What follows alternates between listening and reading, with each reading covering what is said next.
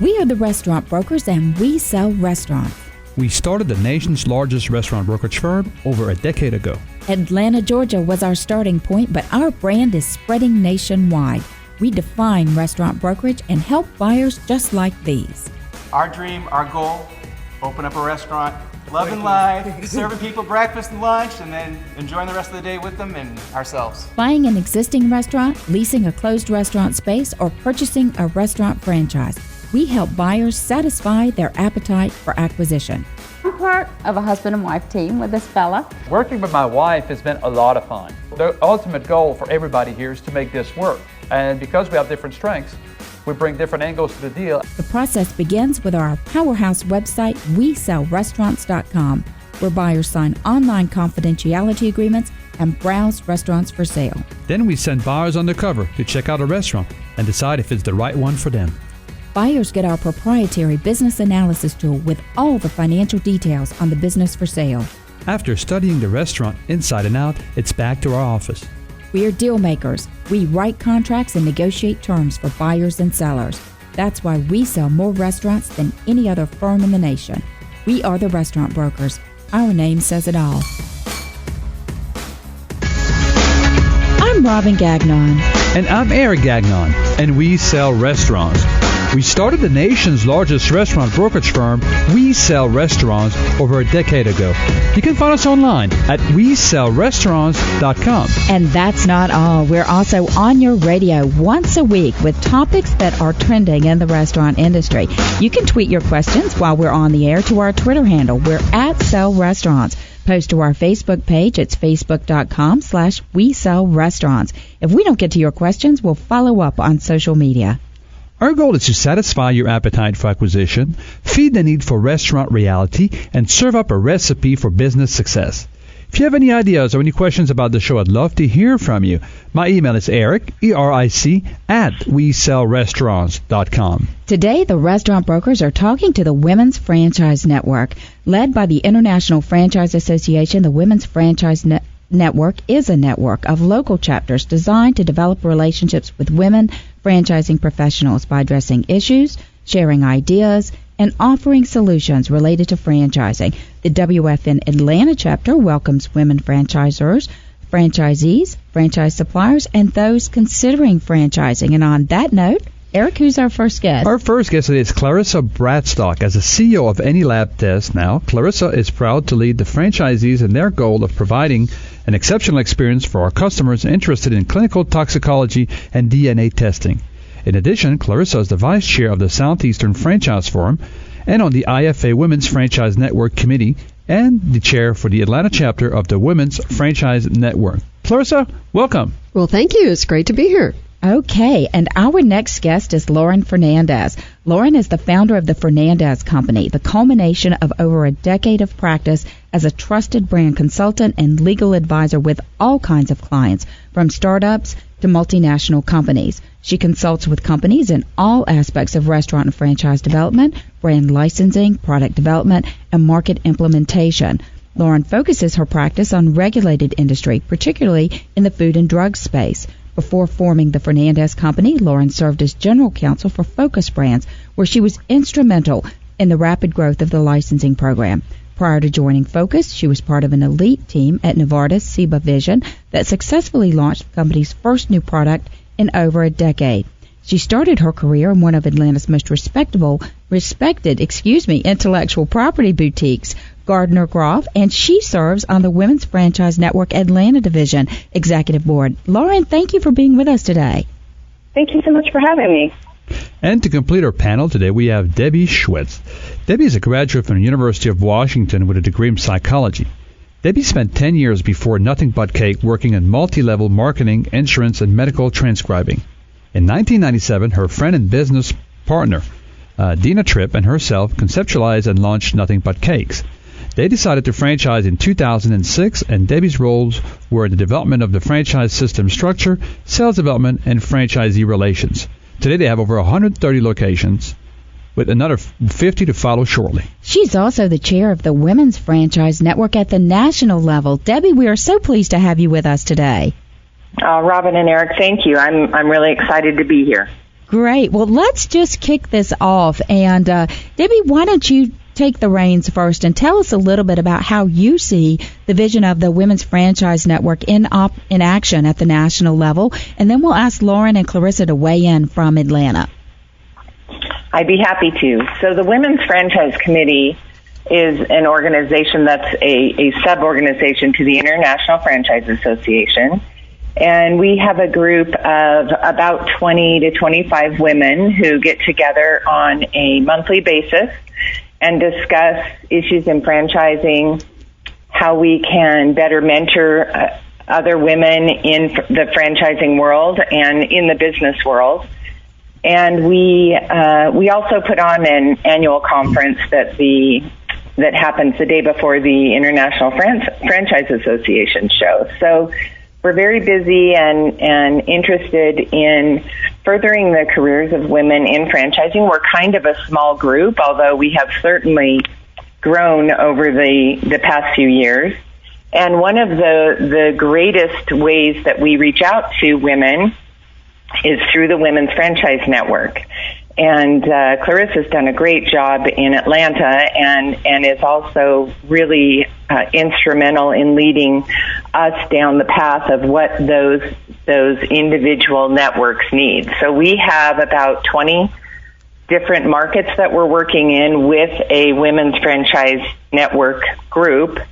And we provide from the Women's Franchise Committee guidance, topics, and this year I'm really excited to say that we are going to coordinate an effort in October with Dressed for Success and see if we can't get some kind of a national movement going, and of course utilize social media and see what kind of a difference we can really make all together. Great. Clarissa, you want to add to that? Oh, yeah. It's been great working with the national level, with the Women's Franchise Committee.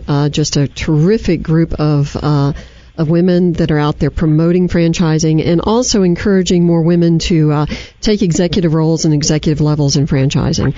And then at the Atlanta level, we're just real excited because, as you know, the Atlanta market has a tremendous amount of franchisors, and we think that there is definitely a need where we're reaching out to get women more involved and also, as Debbie said, really mentoring women in franchising and also getting the word out for different groups of folks that are interested in franchising, just as Robin had mentioned. So it's an exciting time to be in franchising, and it's just excellent to be a part of this wonderful group. So, Lauren, I heard a great word from both of these women, which was the word mentoring. And I know in your career, which has been amazing in the short amount of years you've been on Earth, you have really done some great things. And you have both been a mentor and a mentee. So how does the Women's Franchise Network encompass that idea from your perspective? I really think that this is a wonderful organization to cement what I hope women do for each other everywhere, not just in corporate America, but in their lives, and supporting the ambitions and goals of women. And in doing so, the Women's Franchise Network really is a wonderful place, not just to continue to promote franchising in the wonderful industry that it is, but also to really further the dreams and aspirations of women in our industry. And I really have experienced, since really focusing my career in franchising these last 4 years, really just such an outpouring of support, not just from other women, but other executives in the industry. And, if not us, who? If not now, when? And it's a wonderful way for us to, on a monthly and regular basis, check in as a group and make sure that we're doing things to promote other women. And I can't say enough about how great it's been to be a part of this organization in the Atlanta chapter. That's great information. Debbie, what about you? What role has a mentor played in your career? Well, I'll start with way back my grandfather was my first mentor and taught me the value of hard work through yard work, which has actually stood me in really good stead throughout my life and career, because I really learned that it had to be done, it was going to be done, and I could choose to do it now or choose to do it later. So I chose the do it now philosophy, and I'm so happy about that because it really has made life easier, at least, I think, at least for me. As far as the International Franchise Association, I joined in 2006, and I remember going to some of those early conventions and thinking, okay, you've got yourself here, you're past that first hurdle, now what are you going to do with it? So I put myself out there. I made myself take advantage of the situation that I was in, and I would join roundtables where there were very high-level women executives leading a discussion, and I was literally a sponge with legs trying to learn everything I could about franchising. And these women, and men too, certainly there are a lot of wonderful men in the organization too, but they really share, and there's not a feeling that we're in competition and so we're only going to share a part of this information. No, they give you the whole story, everything, including their mistakes and their successes. So networking and working with some of those mentors led me to the Women's Franchise Committee. And there was a woman, Marianne O'Connell with FranWise, who introduced me to the committee, put my name in for membership, and that was almost 6 years ago. So I worked I enjoyed a few years just on the committee, and then I became the co-chair, and last year and this year I'm the chair of the committee. And without that mentorship and that opportunity provided to me, I would never have done this. Wow. That's a great story, and I think it really is indicative of mentorship because our brand, Eric and I, we're franchisors, emerging franchisors in a big world. And, attending the IFA, I will say that I think that the franchise world is very, very giving, very, very caring. Clarissa, you submitted a question to us that I loved because you said, ask me this, what do you like about franchising? What is there not to like about franchising? But give us your perspective. Oh, yeah. Coming with any lab test now, I started franchising back in 2007, and it was my first foray into franchising and absolutely fell in love with it from the franchisor perspective. And in many ways, the ways that we set up systems so that we can help our franchisees succeed and the processes and so forth is just really, really rewarding. And then seeing the difference we make in the economy, the number of jobs that we have, brought to the economy. And then when I drive by in cities and I see, talking about Debbie's brand with Nothing Bundt Cakes, and I see her, I don't even know if they're there, but I drive by one of her facilities and I get so enthused. Same thing when I drive by some of my facilities. You see the difference we're making in the economy and giving people the opportunity to own their own business. It's just fantastic. So that's a great story. And hey, Lauren, as a restaurant broker, as Rob and I, we get people calling us all the time. Hey, I just opened my store 6 months ago. We're doing great. We're ready for franchising. What do I do? So, I wish I could have the right answer every time. Unfortunately, we pass them along to the specialist. But, you as a legal counsel and will come from a very large, food franchise company, and that franchise a lot of concept. How do you know when somebody's ready to become a franchisor or even a franchisee for that perspective? It's a great question, and I do get this a lot. And at the Fernandez company, one of the things I like to focus on in a consulting or legal capacity is to sit down and ask the question why. And I find that when you sit down and really get to know what people's goals are in growing their business, you really unfold not just their goals, their aspirations, and what their plan looks like. And sometimes in doing so, we discover that franchising really isn't the best option for them. And I'm very candid with my clients when they reach that conclusion. I want to still help them. And sometimes the answer is to take private capital and grow the business themselves, or do a licensing arrangement or some sort of joint venture. And really, when I sit down and work this over a 2-day period with a lot of clients, where we start is the basic premise of what's your end game? Where would you like to be in a year, in 2 years, in 5 years? And it really helps people flesh out the reasons behind franchising. Now, as a fan of the concept of franchising, it often ends up working out that it's some mix of private capital and developing franchising. But what I always focus on, what is the long-term goal for growth? And often when you really get down to it, how comfortable are you with giving up some level of control to have partners come in and help you run your business, whether as an actual partner or as a franchisee? And in many cases, some of these businesses are just not well documented yet either, and it's an exercise for clients to go back and start building out their case for why someone should buy a franchise from them and or why a bank should give them money or an investor should give them money for growth. I mean, it's all the usual components that you would need to be able to really fully disclose someone if they're purchasing a franchise, or all the information a bank would ask for as well. So Lauren, this is Debbie, and I just want to jump in for a minute as a co-founder of a company who did franchise. And we franchised in 2006. So, Clarissa, we were right in the same economic time frame. But we certainly ran into needing more money, sort of having a sheriff type of attitude about our franchisees who did buy into the brand.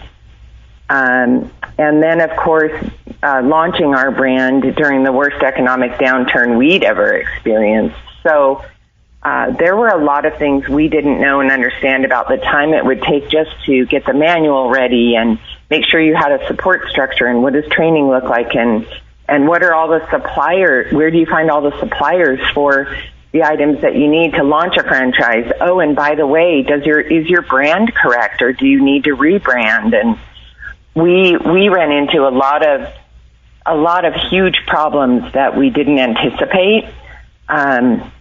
And fortunately, we got through all of them with a lot of hard work and so much time. I think that's the other thing. You don't realize how much time this is really going to take.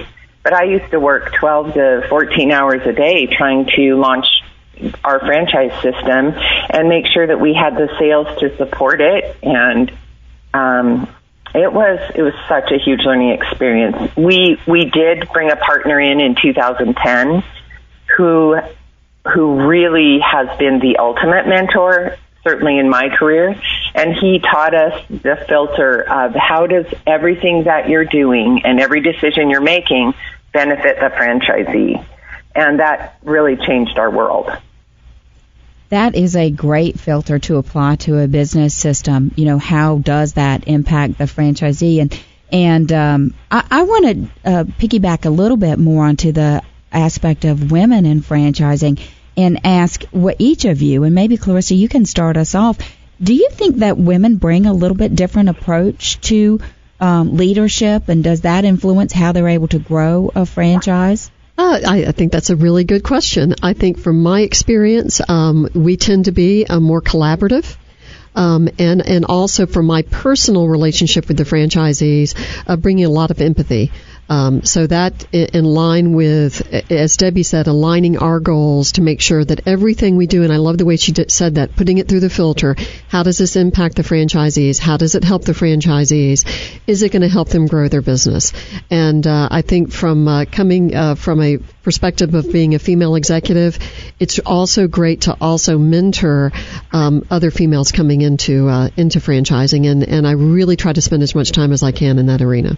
So is that part of why this thought process of women in franchising and the Women's Franchise Network is really kind of growing some steam at the national and around the country as these networks are developed? Debbie, do you think that's pulling? I do think so. I think that, as far as women in leadership, I think ability is innate, but skills can be learned and shared, and I think women are really good at that.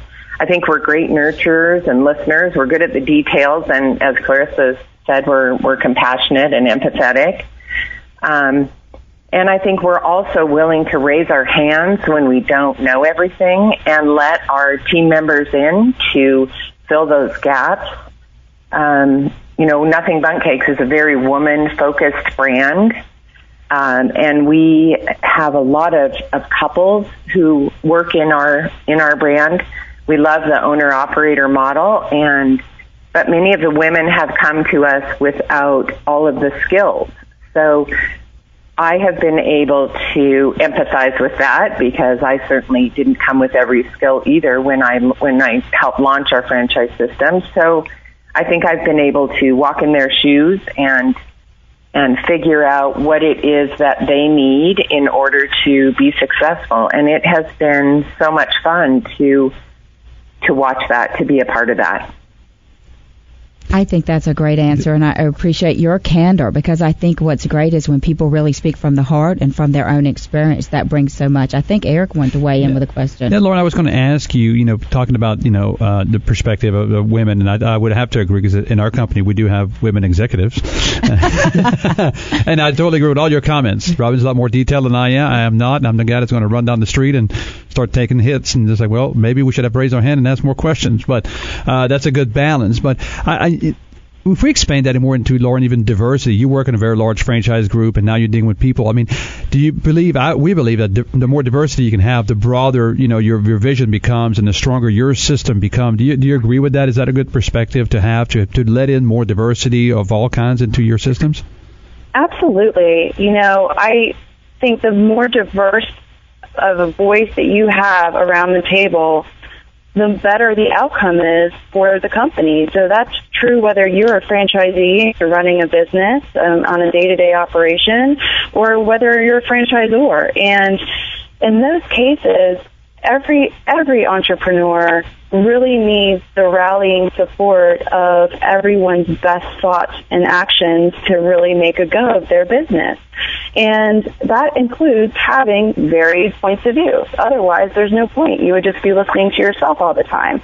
And I think the really important point here is not just promoting, and this is one of the things I love about franchising, really, is that it's very entrepreneurial. It's not just promoting the aspirations of people who've come to this country and are building a new future for themselves, who have immigrated here, or women.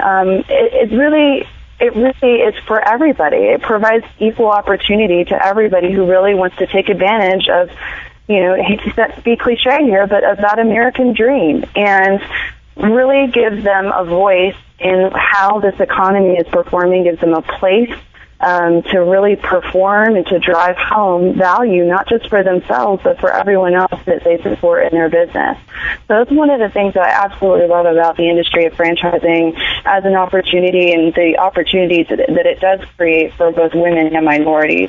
And I'd like to tag on to that, because I think that's a real important point about franchising, is that with the diverse group of franchisees, diversity through millennials all the way to retirees from different ethnic backgrounds, different sexual orientation, you look at all of those different variables, and those insights from those franchisees that can provide how you can market to their community makes a huge difference that in and of itself by myself I wouldn't really understand. So that's the collective value and power of a franchise system. You're not relying just on your own perspective, and I think that's a lot of power when you talk about franchising. I agree. Debbie, any thoughts quickly on this, because we're going to go to a commercial in about a minute? Well, sure. I think the franchisee-franchisor relationship is a very back and forth relationship, and sharing ideas and best practices and gaining some of those unique perspectives from the franchisees actually working in your industry, I think does nothing but make your franchise system better. Oh, well, so we are getting some really great feedback and understanding about how women in particular in the Women's Franchise Network is developing a mentor-mentee situation and really helping to develop franchises across the country. This is Eric and Robin Gagnon, the restaurant brokers. Continue to listen in as we continue to speak with these experts about women in franchising as we attempt to satisfy your appetite for acquisition, feed the need for restaurant reality, and serve up a recipe for business success. We're going to take a very quick time out, and we'll be right back after this quick break with more information on this topic.